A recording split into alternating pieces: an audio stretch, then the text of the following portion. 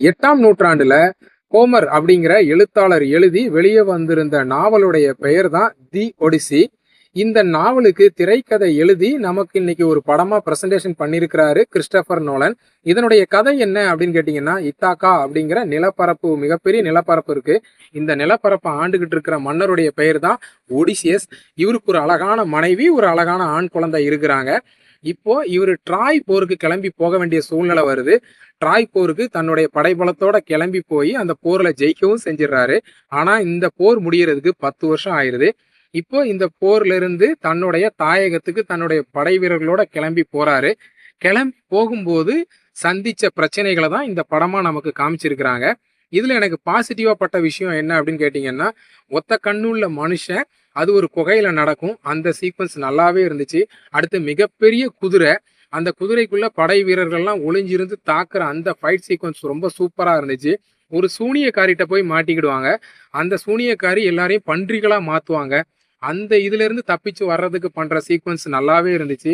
அடுத்து வந்து ஒரு 20 வருஷமா போருக்கு போய் 10 வருஷம் திரும்ப நாடே திரும்பல அப்படின்னு மன்னருக்காக காத்துட்டு இருக்கிற மன்னருடைய மனைவி, அவங்களுடைய நடிப்பு அட்டகாசமா இருந்துச்சு. அந்த நாட்டை எப்படியாவது கைப்பற்றிடணும் அப்படின்னு அந்த நாட்டுக்காக ஆசைப்படுறவங்க இருப்பாங்கல்ல. எப்படியாவது இவ மன்னர் இல்லாத அ மன்னருடைய மனைவி இருக்கா. இவள எப்படியாவது நம்ம அடைஞ்சிட்டோம்னா இந்த நாட்டுக்கே நம்ம மன்னராயிரலாம் அப்படின்னு நெறைய பேர் ட்ரை பண்ணுவாங்க. அவங்க எல்லாரையும் காமிச்ச அந்த சீக்வென்ஸ் பூரா நல்லா இருந்துச்சு. கடைசி ஒரு 1/2 அன் ஹவர் அட்டகாசமா பண்ணியிருந்தாங்க. மொத்தமா பார்த்து முடிக்கும்போது எனக்கு பாசிட்டிவா பட்ட விஷயங்கள் இதெல்லாம். நெகட்டிவா பட்ட விஷயம் என்ன அப்படின்னு கேட்டீங்கன்னா, இந்த படம் எனக்கு பார்க்கும்போதே இதனுடைய கோர் பிளாட் கதை இருக்கு இல்லையா? எனக்கு சைமல்டேனியஸா 1000ல் ஒருவன் நம்ம செல்வராகவன் சார் டைரக்ட் பண்ணியிருந்த 1000ல் ஒருவன் படம் தான் எனக்கு நெறைய இடத்துல ஞாபகம் வந்துச்சு. ஏன்னா, அதனுடைய கதைக்களமும், இதனுடைய கதைக்களமும் ஃபர்ஸ்ட் ஹாஃப்ல பார்க்கும்போது ஒரு சிமிலரா ஒத்துப்போன மாரியே எனக்கு பர்சனலா ஃபீல் ஆச்சு. இத விடையும் 1000ல் ஒருவன் வந்து நெறைய இடங்கள்ல எனக்கு சுவாரஸ்யம் குடுத்த மாரி எனக்கு பர்சனலா ஃபீல் ஆச்சு. அடுத்து 2வது எனக்கு மைனஸா பட்ட விஷயம் என்னன்னா, கிறிஸ்டோபர் நோலன் படம்னாலே வந்து மூளைக்கு நெறைய வேலை குடுப்பாரு. என்னன்னு நம்மள நெறைய யோசிக்க வைப்பாரு அப்படிங்கிறது தான் என்னுடைய ஒரு யோசனையா இருந்துச்சு.